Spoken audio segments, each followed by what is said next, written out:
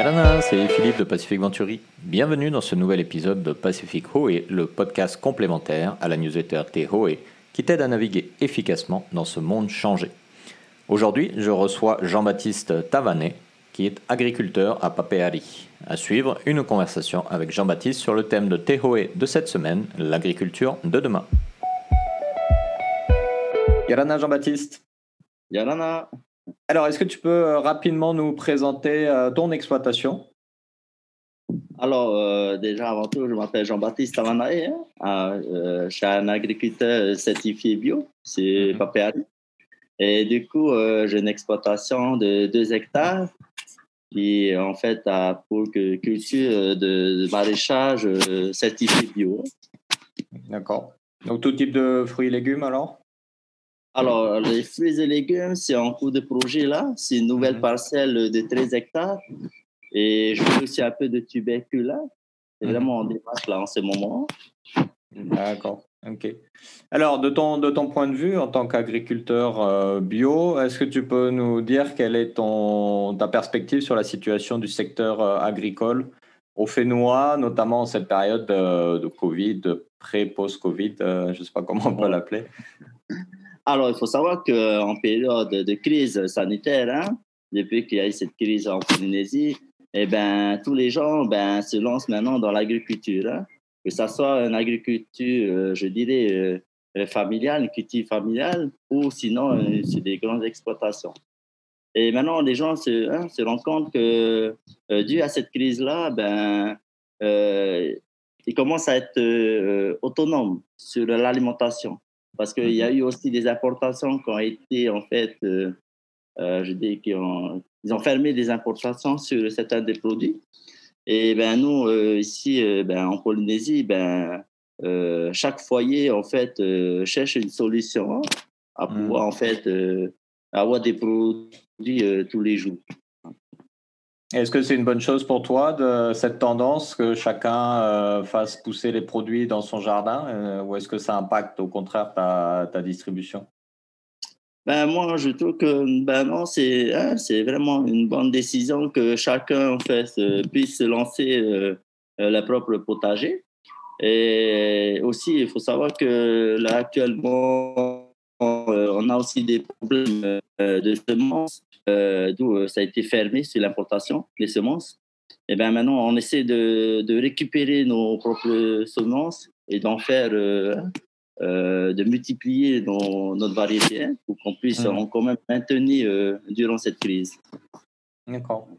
Alors justement, dans le cadre de la crise, le gouvernement a parlé de plus en plus et a donné comme objectif la sécurité et l'autonomie alimentaire. Est-ce qu'en l'état, d'après toi, c'est possible de l'atteindre à court terme, cette autonomie alimentaire ? Alors, je ne pourrais pas vraiment répondre à ça parce que là, c'est juste un début de le projet. Il faut voir à long terme, est-ce que vraiment ça va tenir et quel est vraiment l'objectif du gouvernement dans ce sens-là. Est-ce que aussi la conscience de chacun en fait, joue aussi sur les propositions du gouvernement. Voilà. Pour le moment, on est plutôt, je dirais, en réflexion, c'est ça. D'accord. Et est-ce que ça a été facile pour toi de te lancer, et notamment dans l'agriculture bio ? Est-ce que ça a été un processus assez facile ? Est-ce que tu as eu besoin de te faire certifier ? Comment ça s'est passé ? Alors, pour la certification, il faut savoir qu'au début, je faisais de l'agriculture naturelle. Mes parents étaient agricultrices, mes grands-parents étaient agricultrices. Et j'ai grandi avec eux et petit à petit, l'agriculture biologie, c'est venu qu'en 2016. En 2016, j'ai rencontré en fait l'organisme comme du SPG Biofetia qui est censé en fait certifier les agriculteurs. Je me suis rapproché d'eux pour avoir plus d'informations. Et en fait, être certifié, c'est dans le sens commercial. Voilà. L'agriculture naturelle, c'est dans le sens consommation personnelle. Pour moi, c'est comme ça que je vois les choses. Quand tu as un produit certifié, c'est un produit reconnu sur les étalages, sur la vente, sur les grandes surfaces. Et ça te permet aussi de garantir nos consommateurs sur les produits vendus sur les étalages. Et donc, tu as véritablement vu la différence depuis que tu es certifié dans ta capacité à distribuer plus? Oui, oui, hein, c'est ça. Il y a vraiment une différence par rapport à ça. Et c'est qu'il y a aussi un avantage, le fait d'être certifié, c'est que je commence maintenant à fournir les grandes sociétés hein, de ravitaillement pour les grandes surfaces. Mmh. Et comment se passent tes relations justement avec les grandes surfaces, avec les distributeurs? Est-ce que ça se passe bien? Est-ce que économiquement c'est facile ou comment tu peux décrire ça? Alors, au début, c'est pas évident hein, parce que faut savoir que le bio en Polynésie, hein, c'était un début en fait sur les grandes surfaces. Hein. Je parle bien des produits locaux, des légumes, tout ça, à part l'importation. Et Mmh. ben pour eux en fait, comme c'est un nouveau produit, c'est un nouveau producteur qui vient juste d'être certifié, ils ont un peu ce côté-là. Est-ce que, enfin, la question qui se pose, est-ce que l'agriculteur lui-même, en tant qu'agriculteur certifié bio, est-ce qu'il arrive aussi à régulariser sa production? Mmh. Voilà la question qu'on se pose. Et moi, je réponds à ces questions-là pour dire que on ne pourra pas régulariser tant que les moyens du gouvernement ne sont pas là. Comme je prends l'exemple des semences, si à Mmh. l'importation c'est bloqué, ben, on a un problème d'approvisionnement. C'est pour ça, en fait, c'est dans ce contexte-là. C'est pour ça, au Mmh. début, le bio, c'était, ben, je dirais, c'était un peu compliqué. D'accord. Compliqué, mais pour la pratique, on a des solutions pour la pratique, mais le côté commercial, qui Mmh. était un peu compliqué. Voilà. D'accord. Et qu'est-ce qui te manque aujourd'hui pour continuer à développer, ton exploitation, pour, commencer à anticiper des projets, sur du long terme? Alors, personnellement, pour moi, bon, à part mes stagiaires que je les forme, hein, Mmh. ben, personnellement, c'est qu'il faudrait renforcer le secteur du bio et de réduire, je dirais, progressivement le conventionnel. Ça veut dire que les aides seront octroyées que pour le secteur du bio. Parce que Mmh. si on équilibre le bio et le conventionnel, c'est que ça ne change pas. L'alimentation, elle est toujours équilibrée avec les conventionnels et le bio. Et Mmh. maintenant qu'on a cette crise, cette maladie qui est ici en Polynésie, euh, mon avis à moi, ben, c'est de privilégier l'agriculture bio et D'accord. progressivement d'arrêter avec le conventionnel. Je précise bien, progressivement, ça veut dire que de ne Mmh. pas arrêter hein, dessus parce que il faut savoir qu'ils ont aussi des employés à payer, ils ont aussi une vie. Hein. Alors Bien du coup, sûr. progressivement, voilà, avec l'évolution, là, ça va. Hein, Mmh. faut réduire en fait sur les importations des produits chimiques pour pouvoir OK. en fait changer la pratique, hein, d'entamer sur la pratique bio. Voilà. Mmh.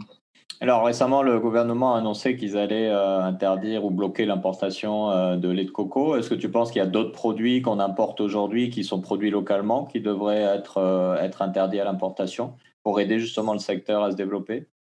Alors, les produits de première nécessité comme le PPN, comme par exemple les concombres, hein, les choux, il y a Mmh. des choux importés et qu'ici en Polynésie, on peut le faire, hein, les choux importés. Il y a aussi, par exemple, de la salade,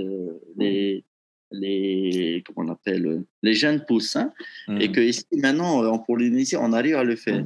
Je pense que c'est plutôt ces catégories de produits qu'il faut, en fait, euh, bien revoir et aussi définir, en fait, les variétés qu'il faut interdire à l'importation et des Mmh. variétés qui, en Polynésie, on peut le faire pour déduire en fait l'importation et aussi l'achat en fait des produits qui coûtent quand même cher quoi hein, sur la vente de grande Mmh. surface.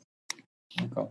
Et est-ce que tu envisages d'utiliser des nouvelles technologies pour t'aider, dans ta production, que ce soit sur les techniques de cueillette ou de ramassage ou sur le tri ou le nettoyage? Est-ce que tu as des outils comme ça que tu prévois d'utiliser dans le futur? Oui, en fait, là, j'ai fait une demande d'équipement motorisé hein, sur Mmh. l'agriculture déjà, en fait, déjà, pour faciliter la production et aussi pour gagner du temps par rapport à ça et aussi avoir des produits de qualité, mais je dirais, qualité sous forme de laser. Enfin, les étiquettes que nous, les agriculteurs, nous a remis par le SPG Biofetia, c'est que alors j'aimerais bien en fait par la suite anticiper et voir autrement. Bon, après l'investissement de on appelle les lasers tatouage, et du coup en fait, ça permet en fait et l'encre, je me suis renseigné, l'encre, c'est l'encre comestible qui est fait à base de plantes. Et ben ça répond bien à la norme biologique. Et ben je me suis dit pourquoi pas anticiper sur des matériels comme ça, quoi.